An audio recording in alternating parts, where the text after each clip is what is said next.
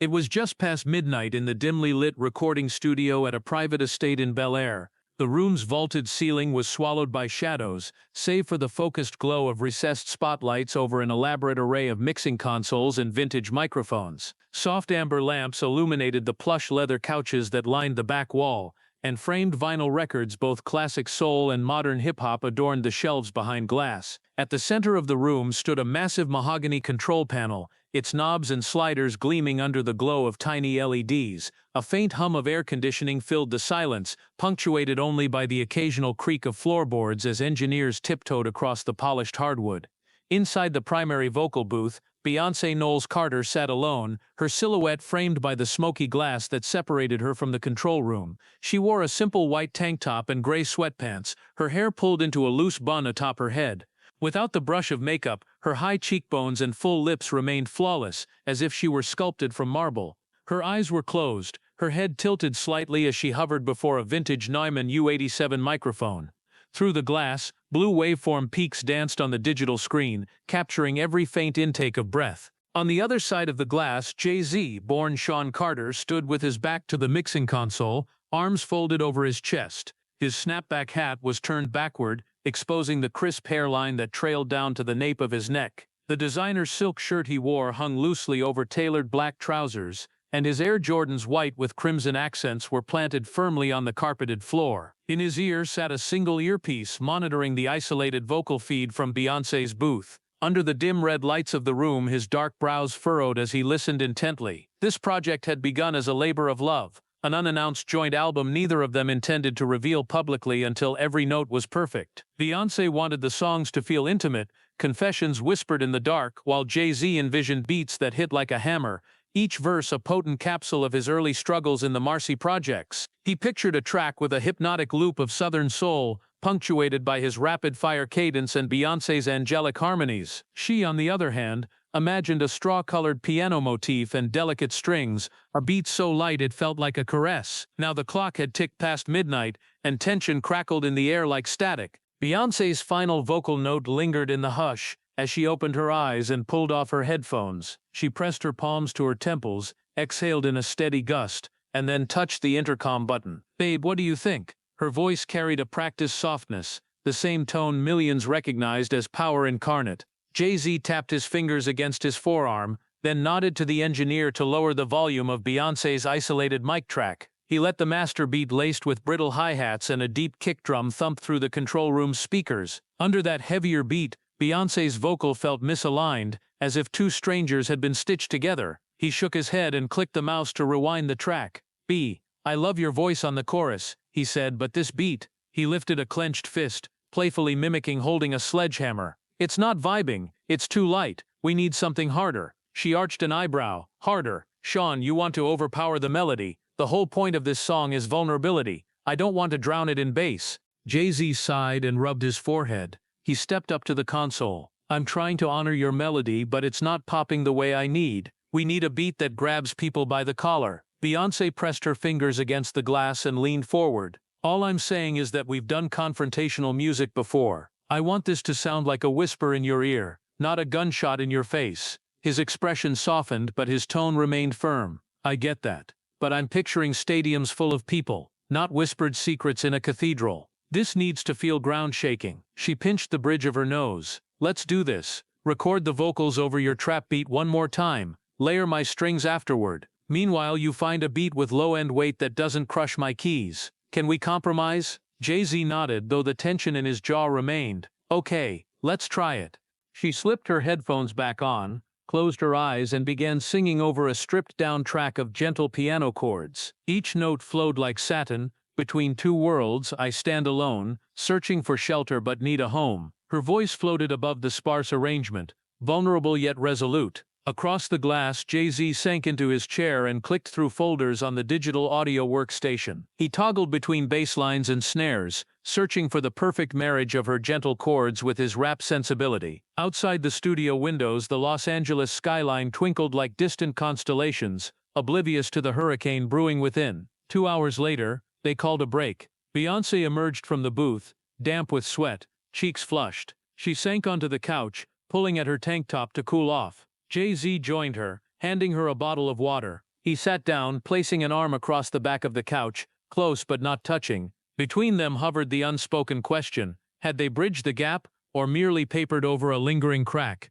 On the other side of the glass, Jay-Z, born Sean Carter, stood with his back to the mixing console, arms folded over his chest. His snapback hat was turned backward, exposing the crisp hairline that trailed down to the nape of his neck. The designer silk shirt he wore hung loosely over tailored black trousers, and his Air Jordans, white with crimson accents, were planted firmly on the carpeted floor. In his ear sat a single earpiece, monitoring the isolated vocal feed from Beyoncé's booth. Under the dim red lights of the room, his dark brows furrowed as he listened intently. This project had begun as a labor of love, an unannounced joint album neither of them intended to reveal publicly until every note was perfect. Beyoncé wanted the songs to feel intimate, confessions whispered in the dark, while Jay-Z envisioned beats that hit like a hammer, each verse a potent capsule of his early struggles in the Marcy projects. He pictured a track with a hypnotic loop of Southern soul, punctuated by his rapid-fire cadence and Beyoncé's angelic harmonies. She, on the other hand, imagined a straw-colored piano motif and delicate strings,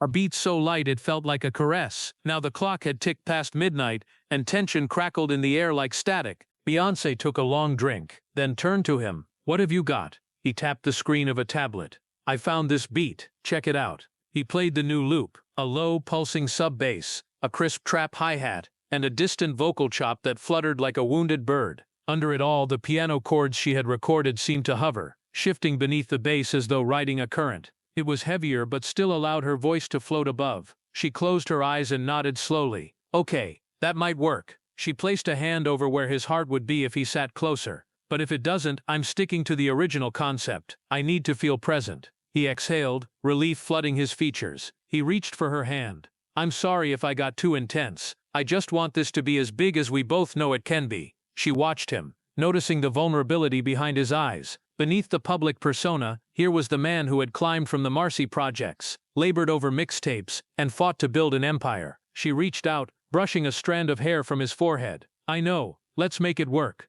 They dove back into work. Over the next 3 hours, Beyoncé recorded harmony layer after layer, each one ethereal and haunting. Jay-Z wrote and rewrote his verse, each time swapping out a single line to make it sharper, more personal. Their collaboration had always played out in late-night marathons, fueling on Red Bulls, raw ideas, and the singular urge to create something unforgettable. Tonight felt especially urgent. By nearly 4 in the morning, the final mix was ready. The track's tentative title, Between Two Worlds.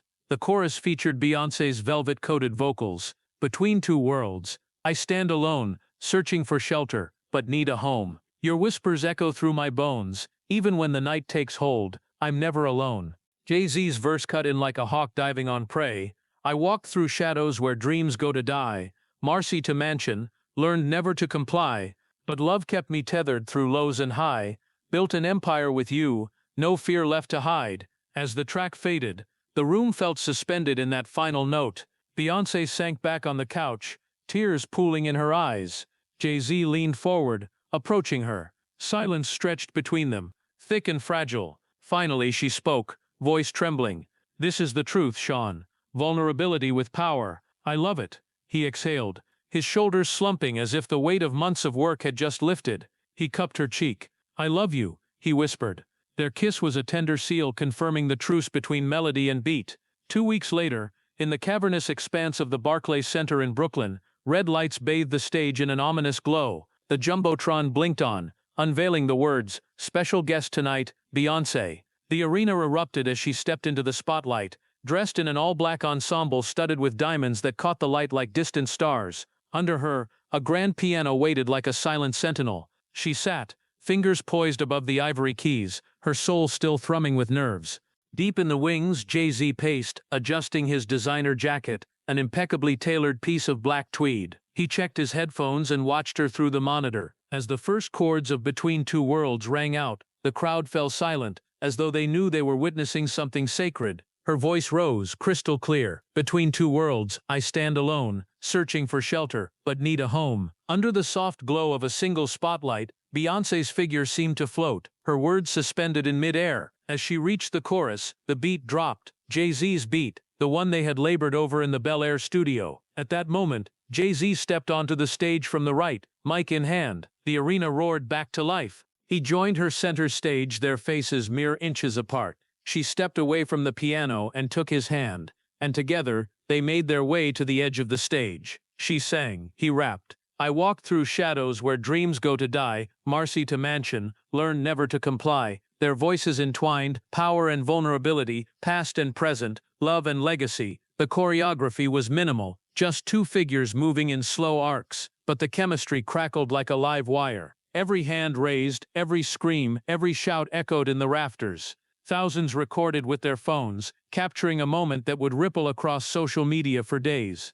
After the final notes faded, they stood center stage, breathing heavily. Lights flashed in a blaze of white, and the audience rose in a standing ovation. Beyoncé turned to Jay-Z, tears glinting in her eyes. He hugged her, resting his forehead against hers.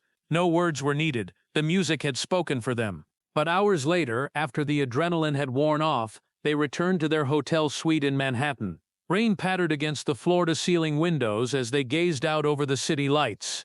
Beyoncé sank onto the plush sofa, removing her heels and unzipping her embellished jacket. Jay-Z entered with a tray holding 2 glasses of red wine. He poured, handed her a glass, and took a seat beside her. She swirled the dark liquid, her breathing still uneven. Tonight was magical, she said, voice soft. He wrapped an arm around her waist. We did it together, he replied. We found the balance. The pause that followed was intimate and quiet. Beyoncé turned to face him, eyes thoughtful. You know, I almost shut down the whole project that night when we were in the studio, at odds. He took a slow sip, eyes scanning the ceiling as though recalling a memory. I was so focused on making it big that I lost sight of what we were doing, telling our story. She nodded. We fought over something we both loved. I wanted to build that quiet sanctuary inside the music, but you wanted to tear down walls. Both of us were right, just not at the same time. He reached up to brush a lock of hair from her face. Our story is exactly that. 2 strong wills, meeting halfway. We fight, we compromise, and in that space we create. She smiled, tears pooling again. Promise me you won't ever lose sight of that. He kissed her knuckles. I promise. Days later, they convened in a glass-walled screening room on their Bel Air estate. Black leather recliners formed a semicircle around a massive projection screen. Beyoncé perched on the armrest of one chair, laptop open on her lap, while Jay-Z reclined with his legs crossed, pressing play on the remote. The music video unfolded. Grainy footage of a young couple walking the streets of Brooklyn, intercut with scenes of them in that same sparse Bel Air studio, arguing, crying, reconciling, bathed in chiaroscuro lighting. The montage cut to their Barclays Center performance, Beyoncé at the piano, Jay-Z stepping into her spotlight, and finally a shot of them standing together under the rain on their hotel balcony. By the time the credits rolled, both sat quietly, staring at the screen. A soft chime signaled the video's end. Jay-Z paused, exhaling. I think it's perfect. Beyoncé closed the laptop, exhaling a breath of relief. It's us, all of us. But then Jay-Z's expression shifted, his gaze dropping to the floor. There's something else, he said, voice low. The label executives are pushing for an early release. They want to drop Between Two Worlds on Black Friday to capitalize on the holiday season. They say it'll drive streaming numbers. Her brow furrowed. Black Friday, it's only October. That pushes the single before the rest of the album is finished. I'm not comfortable with that. They'll strip away the context and the song loses its meaning. Though he hated to admit it, Jay-Z knew she was right. They see dollars, not art, he said. They're saying fans won't wait. Beyoncé rose and walked to the screen where a still image of her standing in the studio glowed. Let me finish the additional tracks, finalize every detail. If they want the single, fine. Wait until February when the album's complete.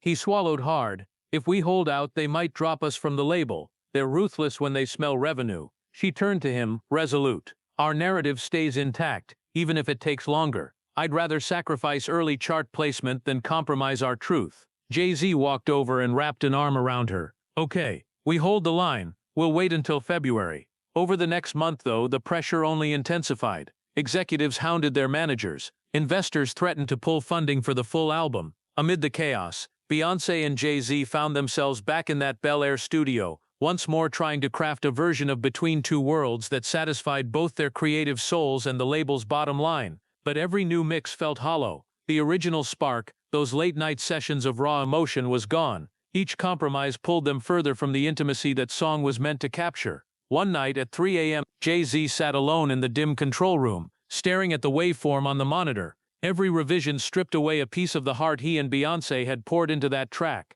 He reached for the phone. "Bae, I don't think we can finish this," he said when she answered, his voice heavy. "No matter what I do, it's not what we intended." She walked into the booth, shoulders sagging in resignation. "I know, pushing it to satisfy the label is losing the essence. I can't compromise on the message." She removed her headphones, her voice soft but firm. "Maybe this isn't meant to be released." He inhaled and exhaled as though letting all the tension slip away. "Sometimes the song belongs in the shadows, a private testament to what we endured rather than a public record." She nodded, tears welling in her eyes. "This track will remain a part of us, even if the world never hears it. It'll be our secret." Jay-Z stood, crossing the room to join her in the booth. He cupped her face. "I'll never regret writing it. It's ours." Weeks later they entered the studio one final time. The track was still buried in the session folder. Raw vocals, incomplete beats, shattered melodies. Beyoncé pressed play, letting the initial chords echo through the monitors. Jay-Z watched her face as they listened to those first lines, every syllable pregnant with unspoken tension. When it ended, a hush fell between them. Then Jay-Z reached across the console, toggled the power, and the speakers went silent. They stood in the dim glow of the studio, the only sound their breathing. Beyoncé stepped forward, gently pressing a hand on Jay-Z's chest. "Let's walk away from this," she said. "We have other stories to tell, other songs to write." Jay-Z nodded, leaning his forehead against hers. "We will, B. We will." Together they packed up their gear. The engineers watched as Beyoncé removed her cherished Yamaha piano keys from the stand and Jay-Z zipped up his jacket. The demo for Between Two Worlds. Every isolated vocal track, every half-finished beat, remained on the hard drives, destined never to find its way into the world. In their wake, the Bel Air studio felt emptier than ever. Months later, as they moved on to other projects, Jay-Z producing a documentary about resilience, Beyoncé preparing for her next world tour, Between Two Worlds, existed only as a memory. It lived in the unspoken spaces between their conversations. In the photographs of that late-night studio, and in every performance they gave thereafter, where each shared look hinted at unspoken depths. In the end, they proved that not every song needs an audience.